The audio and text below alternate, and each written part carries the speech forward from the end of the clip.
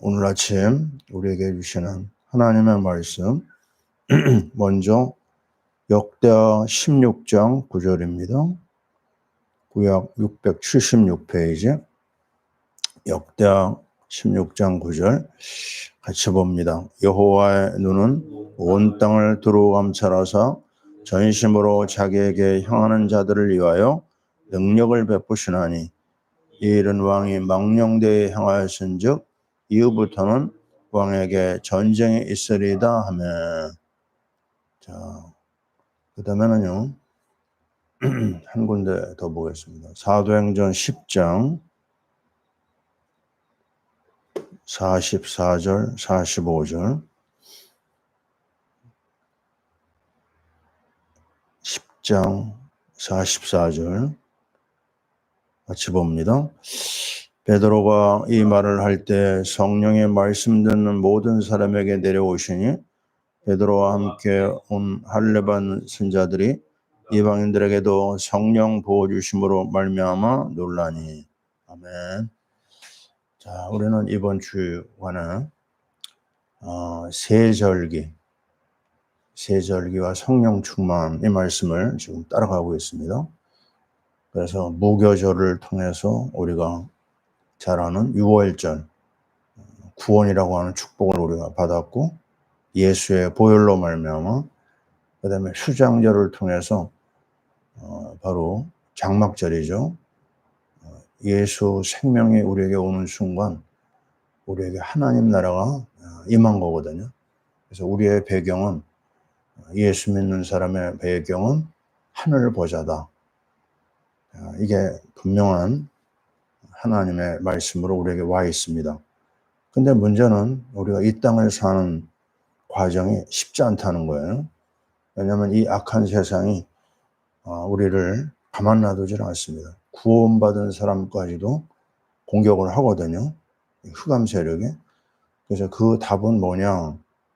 답은 이 광야길을 지날 때 이스라엘 백성들이 구름기둥, 불기둥을 쭉 따라가거든요.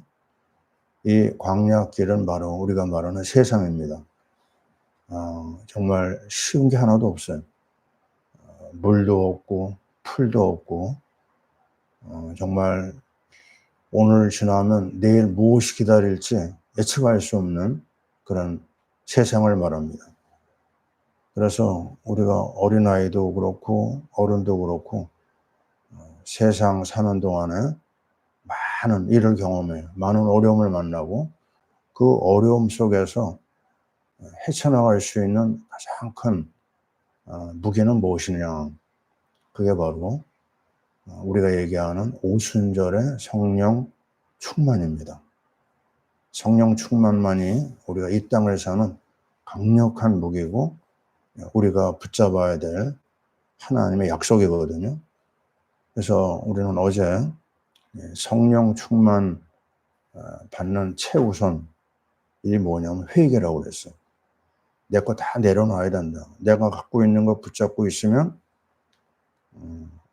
이 놀라운 성령의 역사를 내가 체험할 수 없다. 내가 죽어야 된다. 이런 말씀도 했었죠. 회개가 가장 중요한 첫 번째 여건이고요. 두 번째 오늘 성령 충만의 길이 뭐냐? 오늘 역대하 16장 9절 말씀을 읽었어요.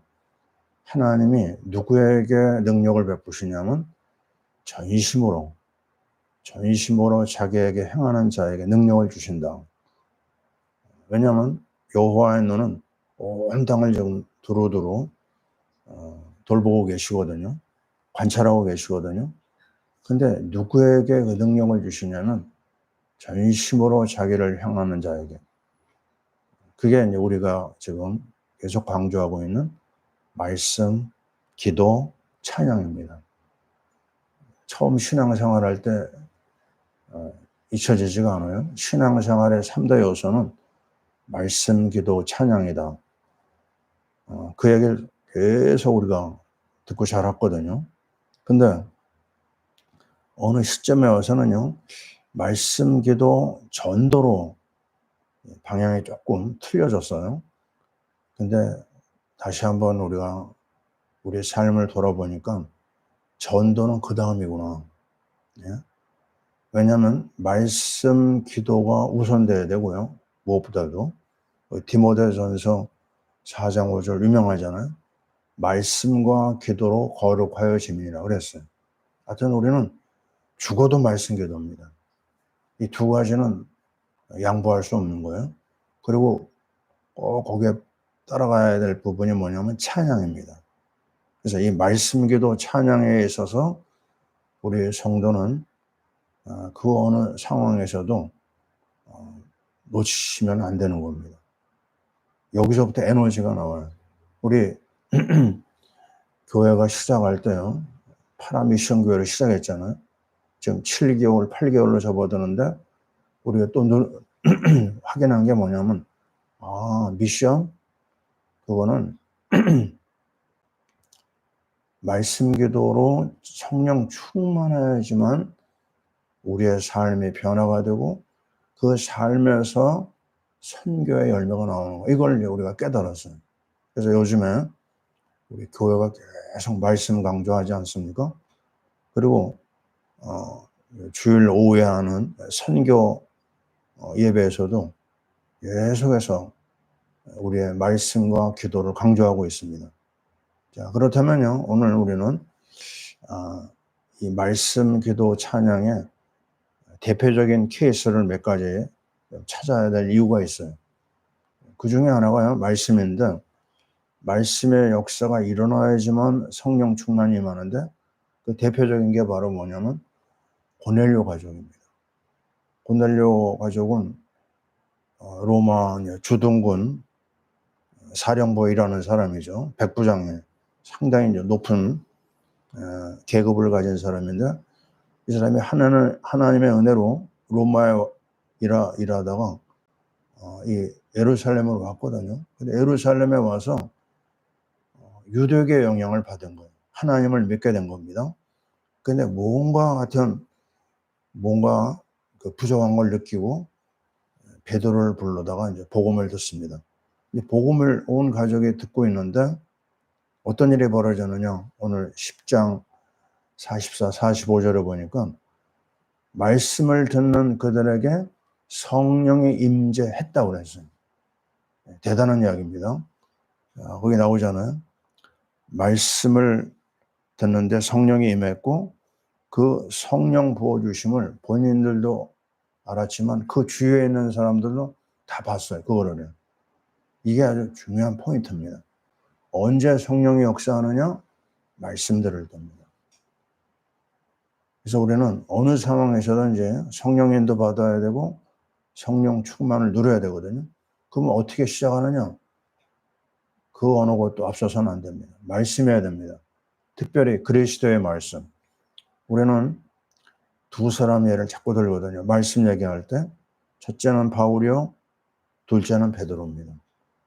바울이 다메섹에서요 아나니아를 통해서 어떤 말씀을 들었죠? 바로 주는 그리스도시요. 그 메시지를 딱 잡았어요. 그리고 그가 현장 나가서 제일 먼저 꺼낸 말도 예수가 그리스도다. 그걸 선포합니다. 그런데 그 예수가 그리스도란 말을 받으면서 받은 사명이 뭐냐면 9장 15절에요.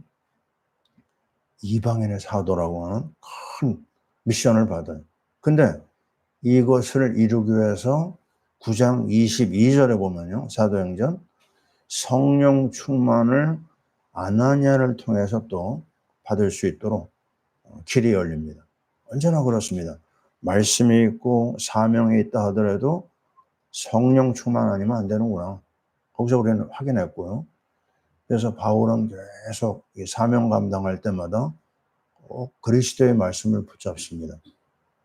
빌립보 3장 8절 얼마나 유명합니까? 내가 이제까지 가지고 있는 거 다 배설물이다. 왜냐?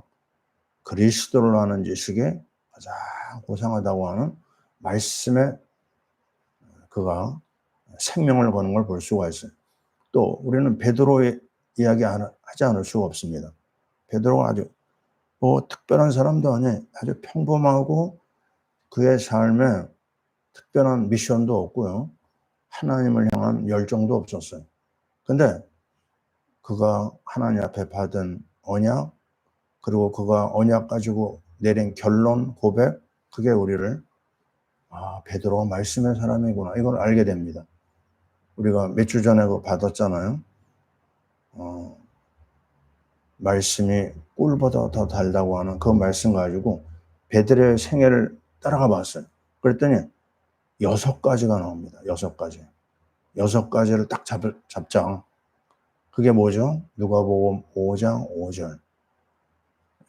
말씀에 의지하여 금을 내리겠나이다. 말씀 순종. 그 다음에 5장 10절. 이제부로는 내가 사람을 취하리라. 생명 살리는 그 신앙. 세 번째, 요한복음 6장 68절. 다 가고 제자들만 남았을 때 주님이 하신 말씀 우리 기억하죠? 너희도 갈 거냐 할 때 베드로가 68절에서 뭐라고 그래? 주께 영생의 말씀이 있사오매 우리가 누구에게로 가겠습니까? 아주 중요한 결단이 나와요. 우리 최 집사가 오늘 이거 내 거구나. 붙잡는 순간 끝나는 겁니다. 사람 따라 움직이고 환경 따라 움직이는 사람은 아직 이 맛을 몰라요. 영생의 말씀이 있구나. 베드로가 거기에 잡힌 겁니다. 그리고 유명한 마태복음 16장 16절. 주는 그리스도시요. 살아계신 하나님의 아들이라고 하는 거기에 사로잡히니까요. 그 다음에 일어난 일이 뭐죠? 16장 18절. 너는 베드로라 그랬어요. 너는 반석이다. 너는 이제 흔들리지 않은 가장 중요한 복의 근원이다. 그리고 이어지는 말씀들을 보세요. 자, 뭐라고 얘기하죠? 이 반석에 내 교회를 세울 것이다. 음부의 권세가 너 이기지 못한다. 천국 열쇠를 너에게 주었는데 땅에서 무엇인지 매면 네가 하늘에서 매일 것이요. 내가 땅에서 무엇인지 풀면 하늘에서 풀린다고 하는 아주 시대적인 언약의 말씀을 듣습니다. 그리고 제일 마지막 6번째 베드로는 무엇에 붙잡히게 되죠? 주님에게 사랑을 고백하니까 주신 말씀, 내 어린 양을 먹이라고 그랬어요. 바로 후대들, 우리 다음 세대를 살릴 언약의 말씀이 나오거든요. 그래서 바울의 생애, 베드로의 생애는 말씀에 붙잡힌 삶이었어요. 거기서 성령 충만이 나왔습니다. 자, 이제 두 번째로 우리가 집중해야 될 게 뭐죠? 그건 바로 기도입니다. 우리가 잘 알잖아요. 누가복음 18장 7절 가부의 비유를 들으셨어요. 불의한 재판관한테 자기 문제를 얘기해도 안 들어주거든요. 그러니까 계속 괴롭힙니다. 재판관을 찾아가죠. 나중에 재판관이 두 손을 들어버려서 아이고 이 여자 때문에 내가 아무것도 못하겠구나.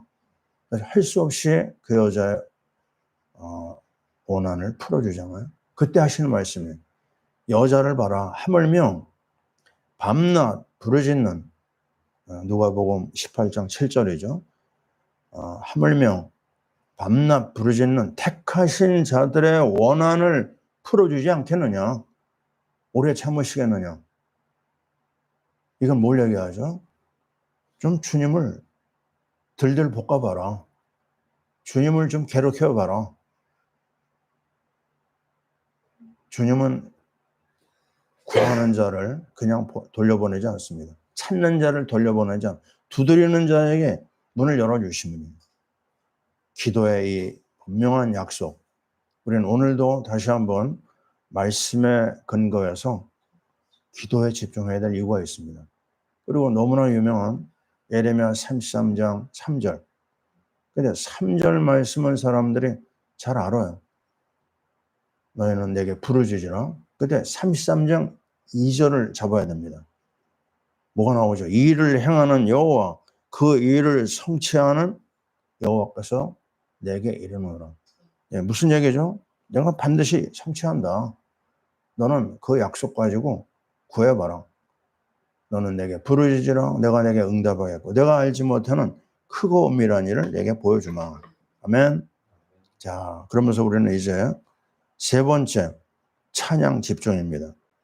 왜냐면요, 마태복음 26장 30절에 보면 최후의 만찬을 하시고 정말 이제는 십자가를 향하여 나가는 그런 시간표가 왔어요. 큰 문제입니다. 보통 큰 고난이 아니에요. 할 수만 있으면 이 잔을 나에게서 피하게 해달라는 그런 기도를 할 정도로 예수님의 고난가 심각했거든요. 그 시간에, 그 십자가를 앞둔 시간에 뭐 하셨느냐? 마태복음 26장 30절에요. 예수님은 제자들과 함께 찬미하며 감람산에 올라갔더라 그래서. 아멘. 예, 큰 사건, 큰 고난, 큰 문제 앞에서 주님은 뭐 하시느냐? 찬양하셨어요. 이게 우리가 붙잡아야 될 내용입니다. 지금 내 앞에 감당하기 어려운 일이 있어요? 아닙니다. 감당치 못할 시험을 우리에게 주시지 않아요. 그렇다면 이거 능히 감당할 만한 믿음을 가지고 도전해야 돼요. 믿음은 바라는 것들의 실상이요, 보이지 않는 것들의 증거입니다. 그 약속을 가지고 도전하는 겁니다. 자, 우리가 알고 있는 히브리서 4장 16절, 때를 따라 돕는 은혜를 얻기 위하여 은혜의 보좌 앞에, 주님 앞에, 십자가 앞에 담대히 나가는 겁니다. 찬양입니다. 찬양. 자, 우리가 얼마나 많이 얘기해요? 빌립보 감옥에 갇혀있는 이 바울과 실라가 무엇을 했죠?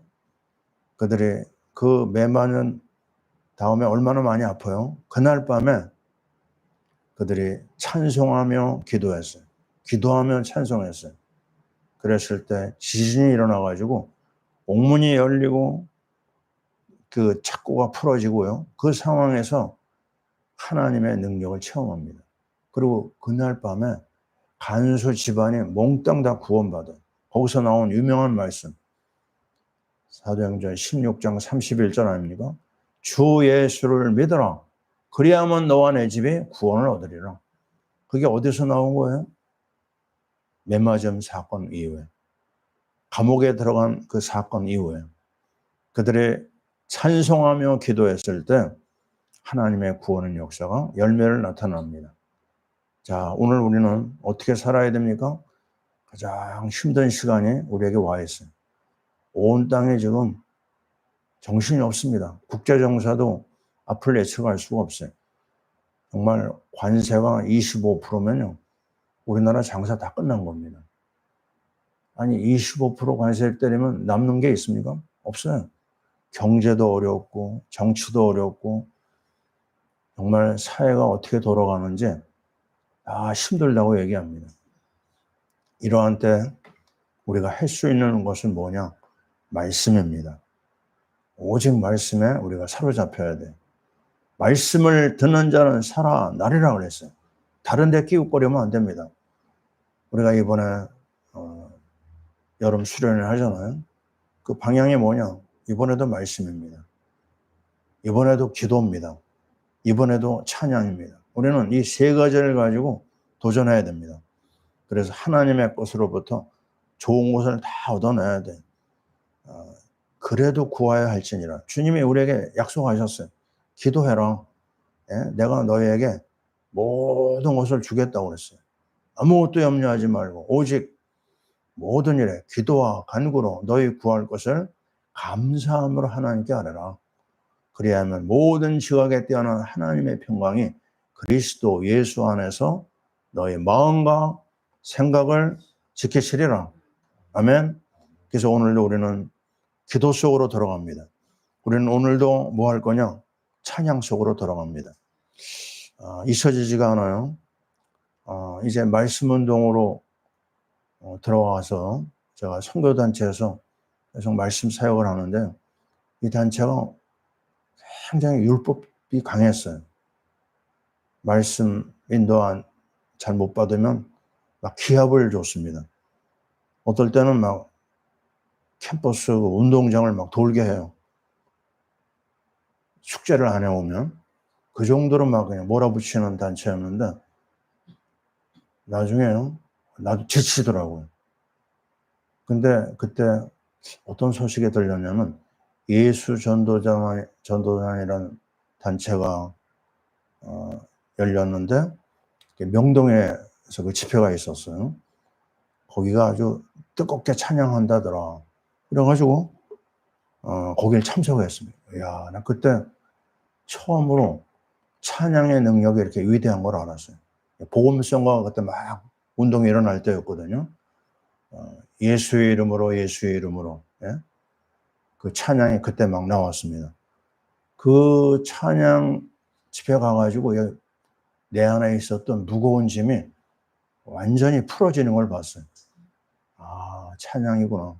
내가 왜 이걸 몰랐는가. 맞습니다. 말씀 속으로, 기도 속으로, 찬양 속으로 들어갈 때 하나님의 보좌가 흔들립니다. 우리는 이 놀라운 사실을 잃어버리면 안 됩니다.